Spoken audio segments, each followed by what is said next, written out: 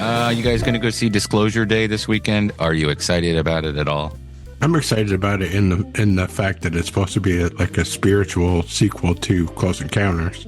Yeah. So I said on the show the other day, the radio show, that at the end of the movie, the UFO shows up and they kick old Richard Dreyfuss out and go, "Here, you can have it back." That'd be hilarious. This means something. This is important.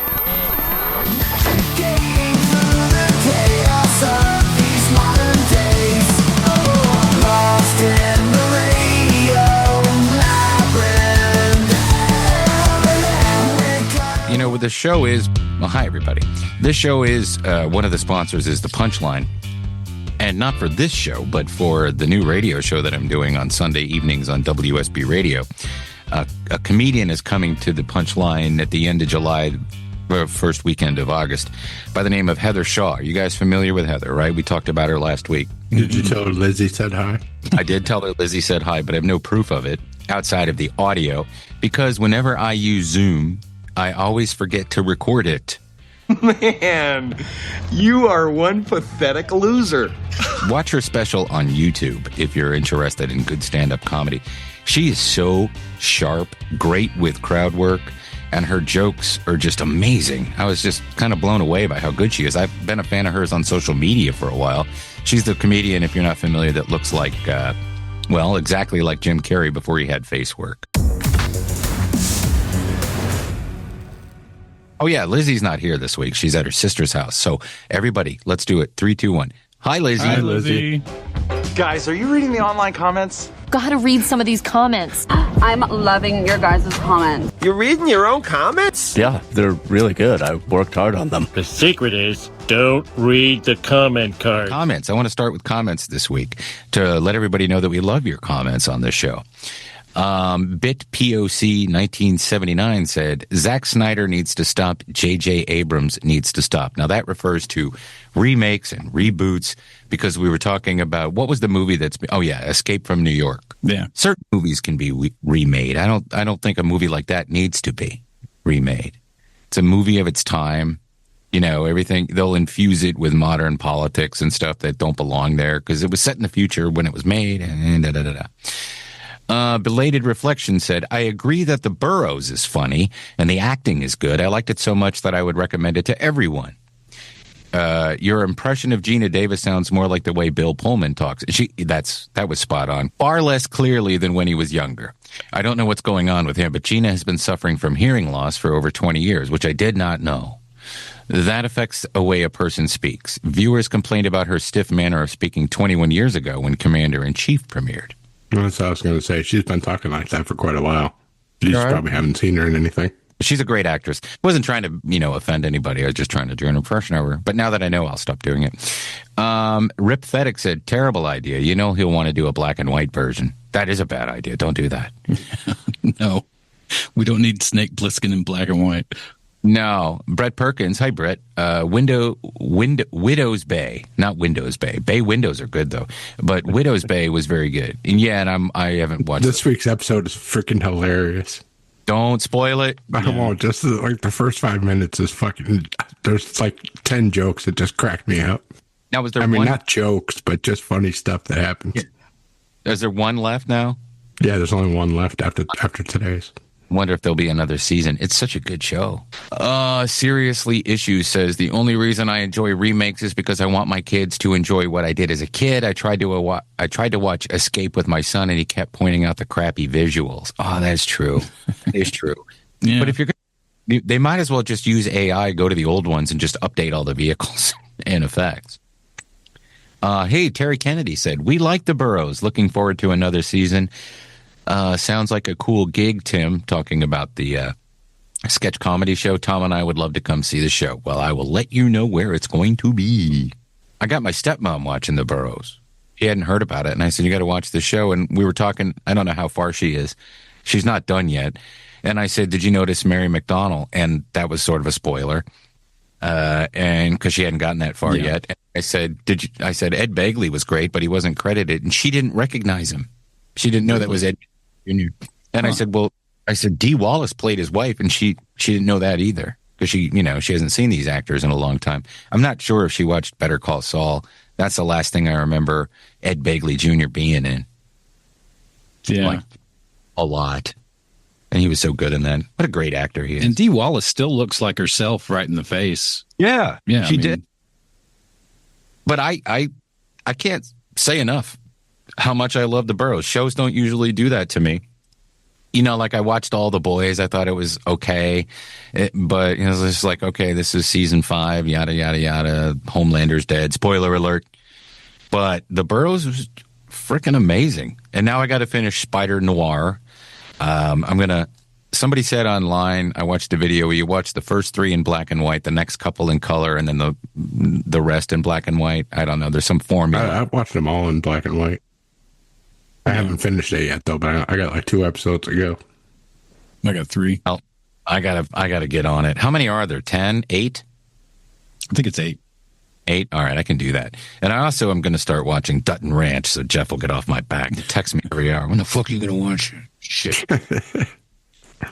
No, I'm not finished with A Parade of Horribles, but it is great. They just got to the 11th floor, so. It's all you're almost over. You got a lot of stuff to learn, though.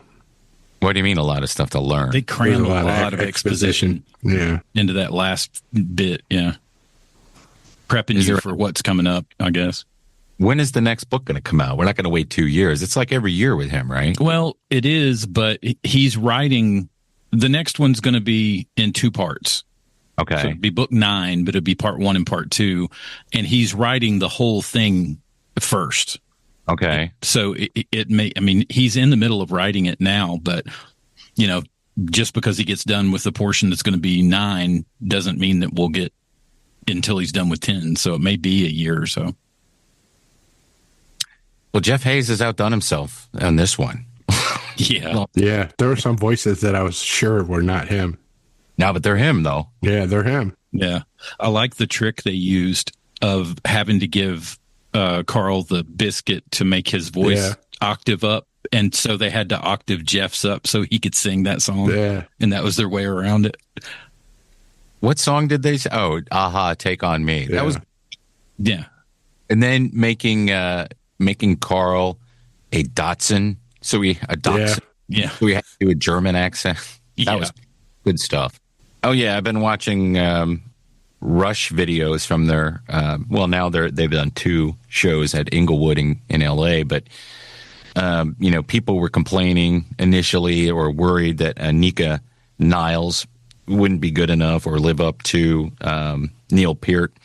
But she's getting all the fills. She's hitting everything right. That first show looked awesome. There's no way in hell I'm going to be able to go see them here in Atlanta in November, though, because floor seats are $1,200, $1,300. Even way in the back, they are upwards to $400 to $500, which I think is ridiculous. Yeah, that's a lot. I've watched the videos too. The videos are awesome. I mean, she's hitting everything perfect. Yeah, but W. Earl Brown was at that show, the LA one. Yeah, he was at the opening one. He posted these. I guess he got the set list or something. Yeah. Yeah, he said his mom wouldn't let him go because of all the dope smokers when he was a kid. He said when he got there's so much weed in the air. He was like, now I get it. Was that his first time seeing Rush? I think so, yeah. Or he didn't see them on their other tours? I've seen him twice. One time I had the flu, but I stayed in anyway. No, I've never seen him live. I always wanted to. I got to meet Getty and Alex both times because I was working at 96 Rock, so I got backstage. And of course, Neil never came out. Yeah, he did. He was never a people person. Well, no, listen to the song Limelight. That song is about, that's on Moving Pictures. And that song is, that he's just, all the world's indeed a stage. We are merely players, performers, and portrayers. And that one line that always sticks with me, I can't pretend a stranger is a long-awaited friend. I get that. That would be nice. Yeah. And he wrote all the lyrics. So if they make a new album, who's going to write all the lyrics? That's the thing. But I would love to be able to go. I love Rush. And I think that what they're doing for their fans is great. It's not their fault that the tickets are so expensive because Ticketmaster buys their own tickets or their subsidiaries buy the tickets and then resell them. That's the thing that's bullshit. And maybe if we weren't dicking around in other countries or whatever the hell our government does, they could do something about it. But, Pearl Jam gave it their best. Got to give Eddie Vedder credit for that. Remember when we went after? Yeah. After Ticketmaster, yeah. Ticketmaster. I think I was working for Ticketmaster at the time. Oh, you were? Yeah.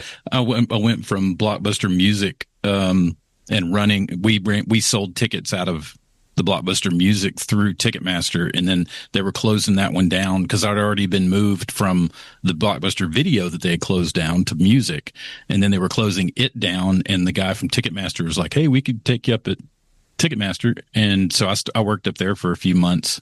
It was, right next to the Varsity. It was one of the little high rises right there next to Varsity. Wow. That's cool. It was weird. Remember when you had to go to Publix to buy tickets? Yeah, stand in line with people and trying to get groceries and shit. Yep. All righty. By the way, I jinxed the Knicks. The Spurs are going to win the next 3 games and end up being the victorious NBA Finals team. Not that I care, but I would love to see the Knicks win. I've never seen them win. I just want to see more people in Spurs jerseys get beat up. That was not cool. That was not cool. What a dumbass thing to do. Just beat the shit out of people because they beat your team. Yeah, it's not like they were in Philly or anything. Right.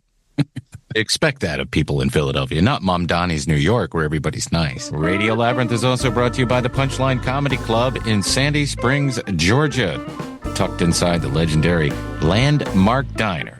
The Punchline is Atlanta's longest-running premier comedy nightclub. Get yourself a nice meal, have a couple of drinks, make sure you tip your wait staff, and satisfy any cravings you have while you are laughing. On June 12th through the 14th, Rosebud Baker. June 17th, Sincerely Divorced Podcast. June 18th, Dale Jones. June 19th through the 21st, Brent Morin.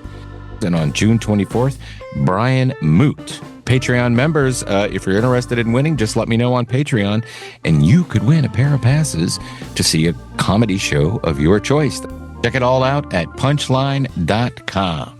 All right, so how to ruin your golden ticket career in Hollywood with one post. Now, this is the art director of Obsession. Do you want to talk about that? What happened here? Well, Obsession came out, and, small independent film made for, I think, less than $1 million, picked up by a major distributor, was put out. Lo and behold, it became one of the biggest movies of the year so far. It's made millions of dollars.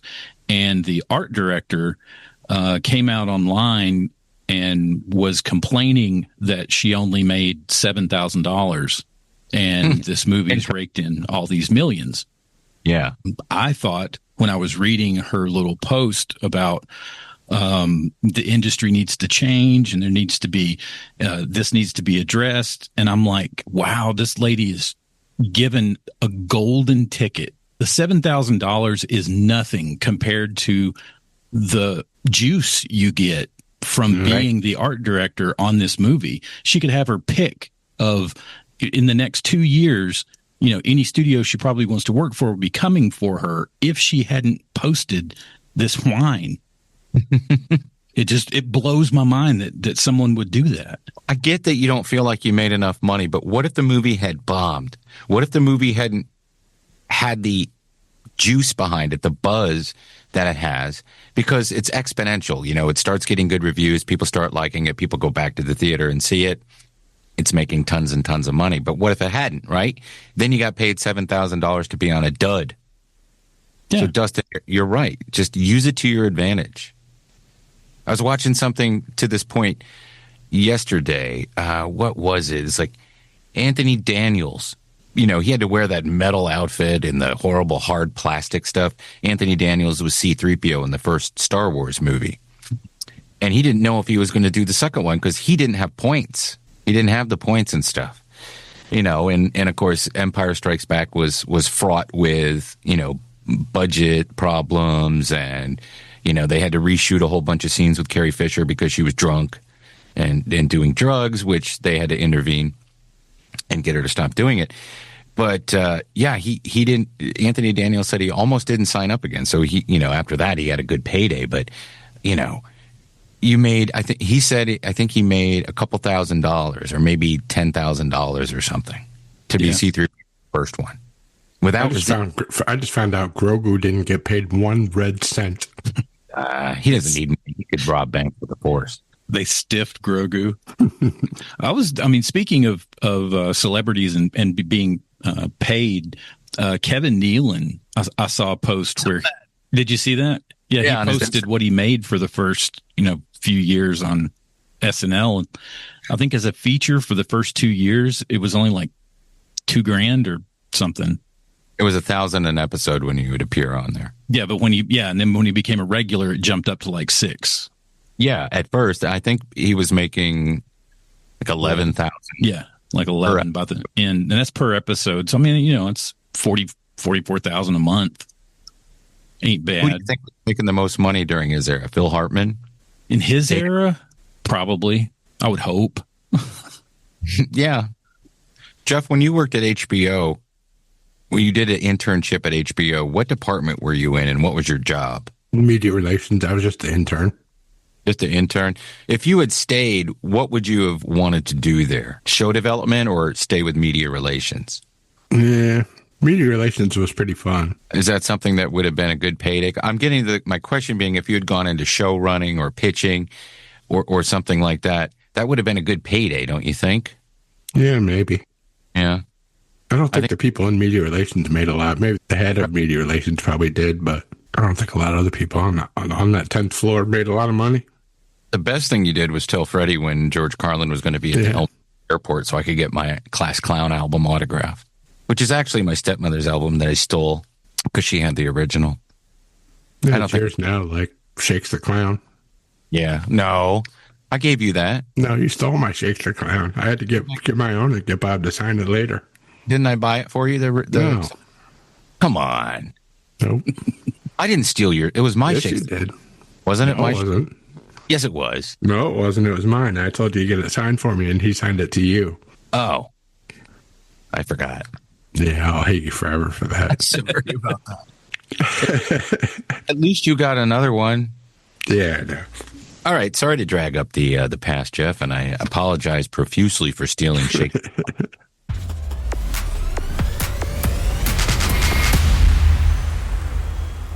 Scooby-Doo. We talked enough about reboots last week, and they've rebooted Scooby-Doo to death. Netflix they're going to use a real dog this time to play Scooby-Doo, and not a big dog. It's a series, and it's set the gang's final summer at Camp Ruby Spears, where Shaggy and Daphne come across a lost Great Dane puppy who may be connected to a supernatural murder. My question about Scooby-Doo is, who is Scooby-Doo for? We barely like it, or we barely, we watched it because it was on, but I never found Scooby-Doo to be that interesting.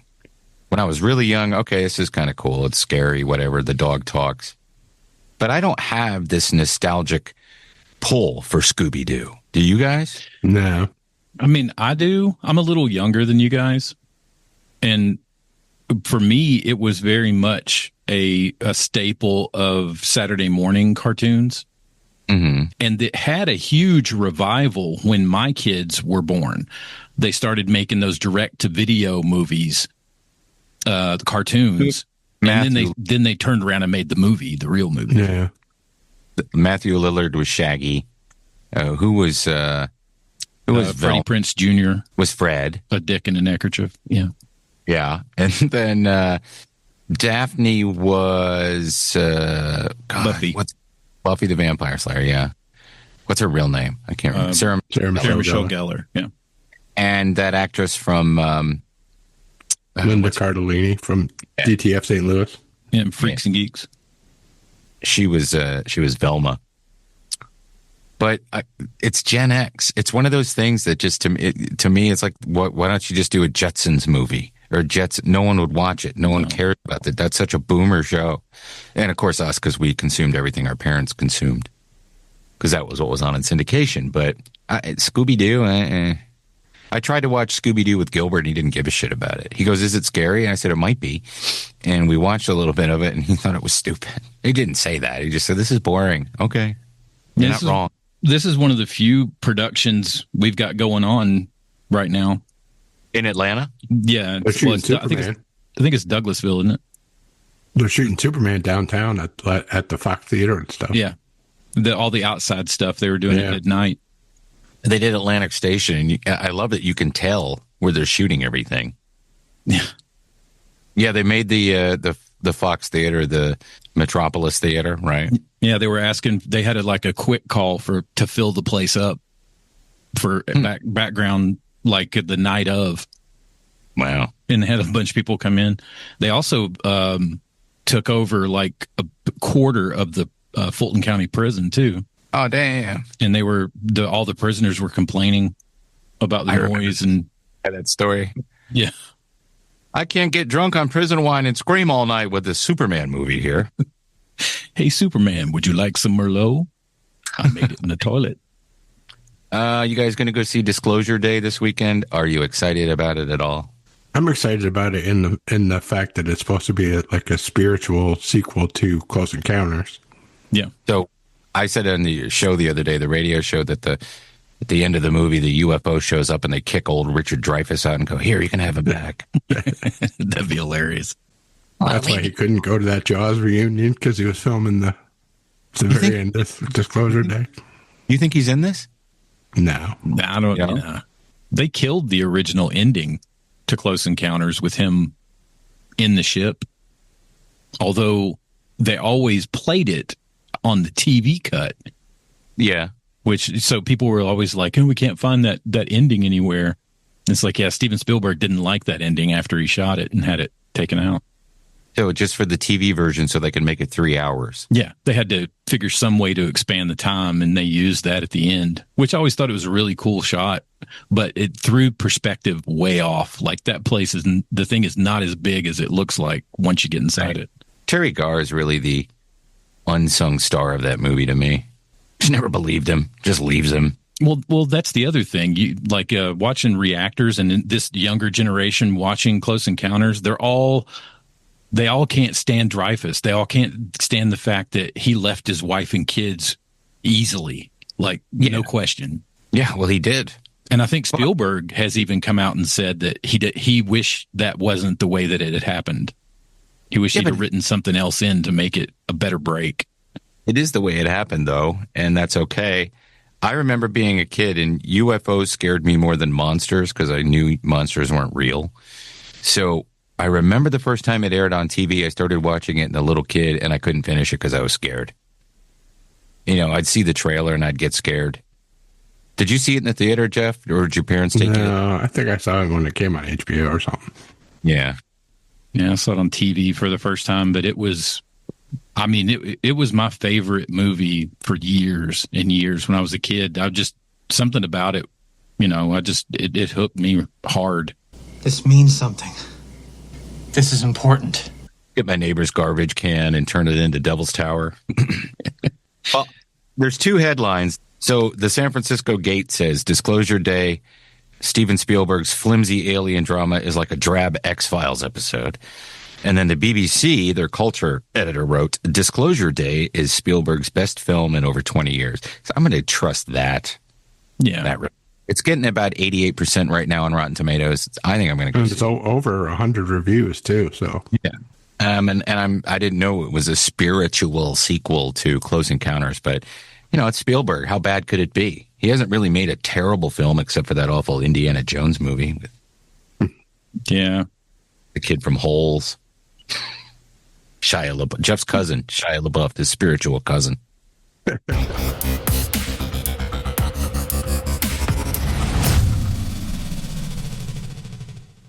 Trailer trash. What's this Gail, Daughtry, and the Celebrity Sex Pass? This is David Wayne's new movie, his first one since The Stupid and Futile Gesture.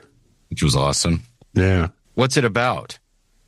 This girl's boyfriend I guess the girl's engaged to be married, and her boyfriend cheats on her with his hall pass. You know how you give somebody a celebrity hall pass? Right. Then just so happened he happened to run into whoever his celebrity hall pass was and ended up having sex with her. Okay. So she goes, well, before you can get married, you got to have sex with your celebrity hall pass, who happens to be John Hamm. Okay.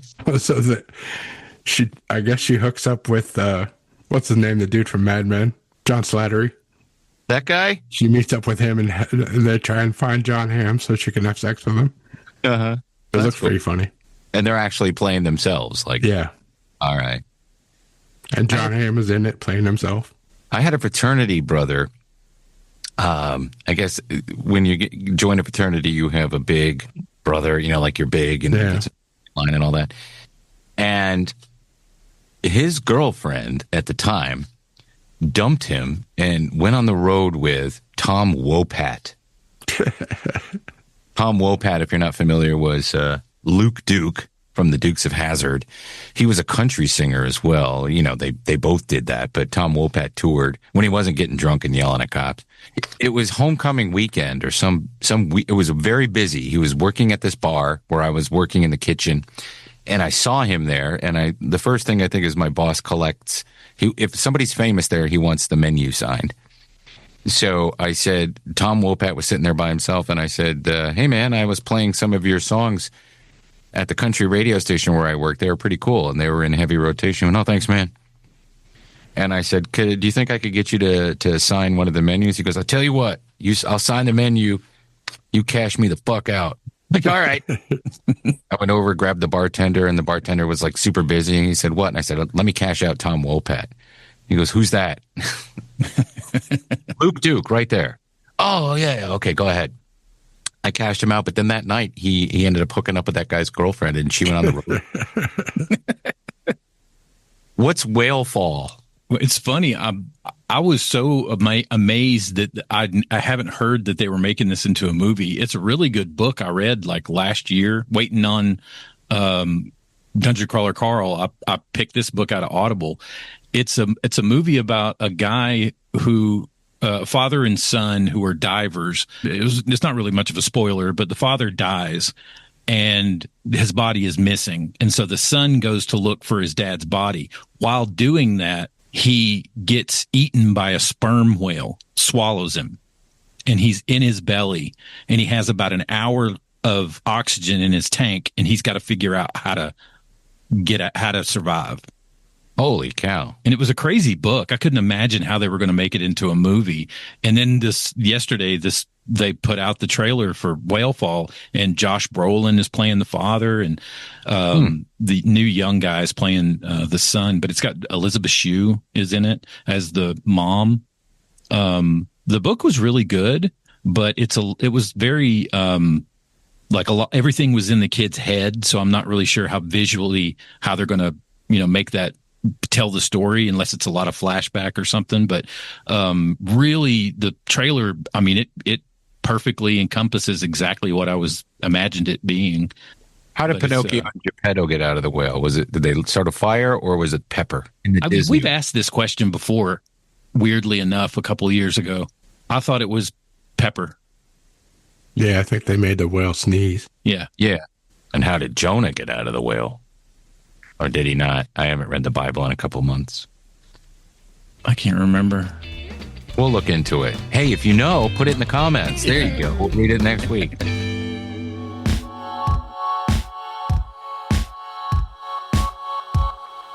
I'm Sam Elliott.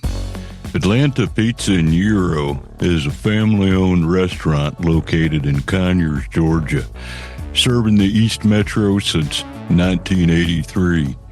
They offer the best Greek and Italian specialties made daily, fresh to order. And they're open Monday through Friday from 11 a.m. to 9 p.m. and on Saturdays, noon to 9. They're closed on Sunday, so people can go spend the day with their families.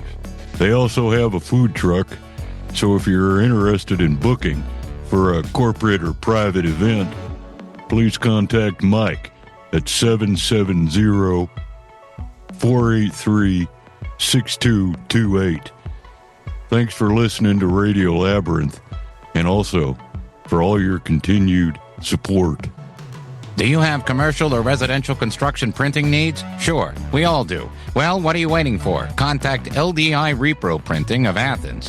They've been in Athens, Georgia since 2005 with fast turnaround and affordable prices. Call 706-316-9366 or email them at athens@ldiline.com. confused. Or. And snooze.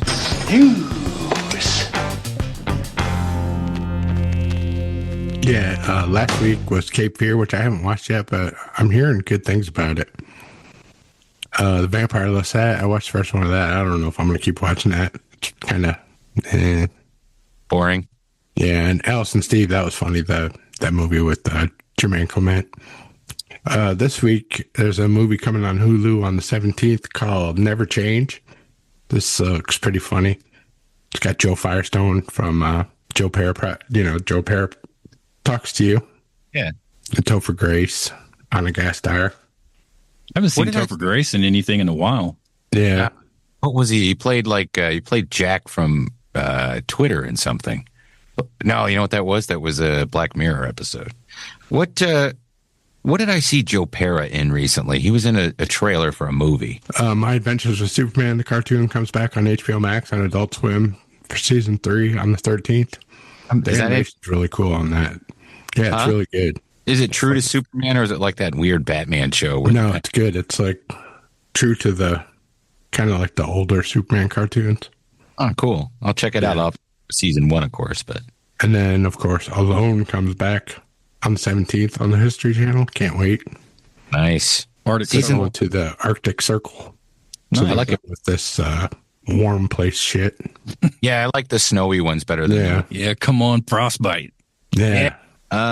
Thank you, Jeff. Staff picks. I don't know. Lizzie doesn't have one. Her sister's house is her staff pick this week. Hi, Lizzie. My staff pick is, you guys ever watch Rick Beato on YouTube? Yeah, I see. Watch clips of his. He had, first he did Geddy Lee, then he did Alex Lifeson. Those were good interviews. But Anika Nilles, she's the drummer on this Rush tour. And it's a short interview, but it was really good. She talks about her process, her smaller drum kit, of course, than Neil Peart had. But it was good, and she talks about how she went to school. Her dad was a drummer, but he trained himself. She actually went and learned the fundamentals, but her parents didn't want her to get music. So that's mine. Check it out. Mine's a Patton Oswalt special. It just came out on YouTube for free last night. Is it funny? Yeah, it's very funny. What's he talk about? All kinds of stuff. Religion, being a dad. His journey with Natty Gann. I haven't watched anything of his in a long time. I used to love him. I thought David Cross's recent special was funny. Yeah, it's good. Mine is I got the 4K came out of To Live and Die in L.A. Oh, and it looks really good. It looks better than I've ever seen it before. I mean, granted, most times I've ever seen it had been VHS, right? Which looked, horrible. But this, I mean, it's so crisp and so good. And Defoe looks so young. I mean, I know he was, but man, he was such a powerful actor when he was younger. I mean, he still is. But how about William Peterson in that movie? Yes, yeah, he was amped up. That movie had a great soundtrack too. Yeah, and that chase, which the chase that was in it was only, I think maybe French Connection was better, but not by much. That's a Michael Mann movie, right? Yeah. Yeah, I taped that off. No. It's William Friedkin. Yeah. Yeah. Oh, wait a minute. Okay. Yeah. Okay. So William Friedkin. Why did I think Michael Mann? William Friedkin directed that. Okay, that's why it's so good. Michael Mann, because of he did Manhunter. Manhunter, which they just announced is getting a 4K release with its 40th anniversary, and it's coming back to the theater in August. So you get to see Brian Cox as the first Hannibal Lecter. Mm-hmm. That's pretty cool. Where do you get these 4Ks? And if I have an Amazon Fire TV that's a couple years old, will I notice it when I watch it? If you're not watching it on an actual 4K screen, no, it wouldn't look any different than a DVD would, because you can only get it'll show the resolution that's the highest for the television. Okay. But where I get them, the Amazon has a lot of deals that they run every month. So does Apple. Some of them I'll get digitally when they're available, because it's kind of funny. Apple, when they get whenever a new movie comes out and it's going to be released on a 4K edition on physical media, it may be a month and a half before they actually release the physical media, but they go ahead and release the digital immediately. So some of those I've gotten before they even came out physically. Like I got a copy of Kill Bill, The Whole Bloody Affair, 4K, but it's the steelbook for that, I think, doesn't come out for another month. I still haven't watched that yet. That's quite a commitment of time. It's 4 hours, yeah, but it's good. It's kind of he kind of did what he did with the Hateful Eight, the Netflix edition, which that's the next one I hope that they make a release of, because it's a longer version of the broken into 4 episodes. Right. So yeah, it delves more into dialogue and other stuff, other little extras that are in there too.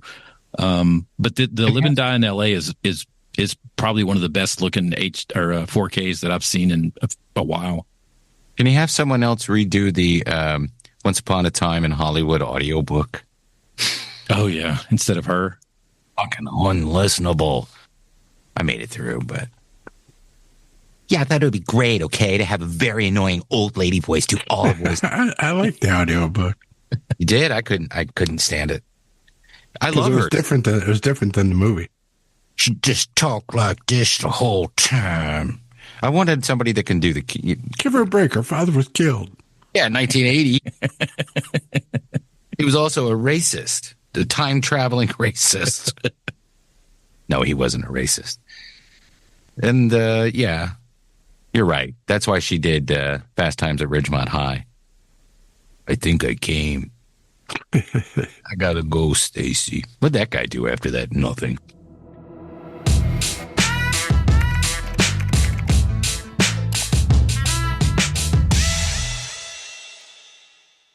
Hey, Radio Labyrinth listeners, viewers, whatever you call yourself, you can listen, you can watch. Listen up, support Radio Labyrinth. We haven't mentioned this in a while, but for the low cost of $5 a month, that's it. $5 a month. That gets you a sticker and a thank you note. Yeah, $5 a month, and you get all this glorious entertainment that we provide to you. Thank you to everybody who watched last week's episode. I don't know the algorithm. I think the reason it got so many views is because you put my face on it. And that's the only... It's the mustache. Yeah, the mustache. Yep. Yes, it is. It is the mustache. You can also become an executive producer if you want. That's $25 a month, and you can order a T-shirt from our T-shirt shop. You also get the... draw something for you on a piece of paper, a little thank you doodle, and of course you get a sticker. And we haven't done this in a while, so thank you to Mike Adat Walker, John Not Joan Allen, Matt the Man Carter, Chris Chandler, who never played for the Falcons, Mike D, Jim Fortner, and let's see, who else do we have here? Roby Neely, Jeff Peterson, Tim Slayton, and Pat Turner. So thank you guys very, very much. But again, just go to patreon.com/Tim Andrews, $5 a month. We'd love to have you on board. Help us keep the lights on. Yes, help us keep the lights on. Remember to like, rate, and review us if you're listening to us on Spotify or iTunes. And, again, on YouTube, like, subscribe, turn on the alert, I guess. I guess that's important. But commenting really helps. So the more comments you get, the more YouTube will push it. Like, hey, people are watching. So just go there and write comment. And subscribe, even if you're a listener.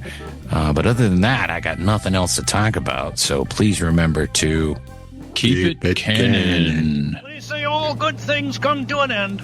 What's that got to do with this show? Lost in the radio.